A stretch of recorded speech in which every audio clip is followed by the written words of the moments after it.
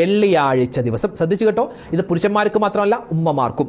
വീട്ടിൽ ഞങ്ങൾ ജുമാ നിസ്കരിക്കുന്നില്ലല്ലോ ഉസ്താദെ, വേണ്ട, നിങ്ങൾ വെള്ളിയാഴ്ച ളുഹർ നിസ്കരിക്കുമല്ലോ, ആ ളുഹർ നിസ്കാരത്തിന് ശേഷം 25 പ്രാവശ്യം സൂറത്തുൽ ഖദർ നിങ്ങൾ ഓതിക്കഴിഞ്ഞാൽ കിട്ടുന്ന പ്രതിഫലം കേട്ടോ. മഹത്തുക്കൾ പറയുകയാണ്, 1000 ഹജ്ജ് ചെയ്ത കൂലിയും 1000 പ്രാവശ്യം അള്ളാഹുവിന്റെ മാർഗത്തിൽ ധർമ്മസമരം ജിഹാദ് ചെയ്ത പ്രതിഫലവും അള്ളാഹു കൊടുക്കുന്നതാണ്. സുബ്ഹാനല്ലാഹ്, എന്താ നേട്ടം, എന്താ ഇതിന്റെ പ്രതിഫലം. മാത്രമോ തീർന്നില്ല, വീണ്ടും കാണാം. ആ ജുമുഅ ദിവസം, ആ വെള്ളിയാഴ്ച ദിവസം ലോകത്ത് ആരെല്ലാം ജുമുഅ നിസ്കരിച്ചിട്ടുണ്ടോ ആ ജുമുഅ നിസ്കരിച്ച എല്ലാവരുടെയും കൂലി ഇവനിക്കും കിട്ടുന്നതാണ്.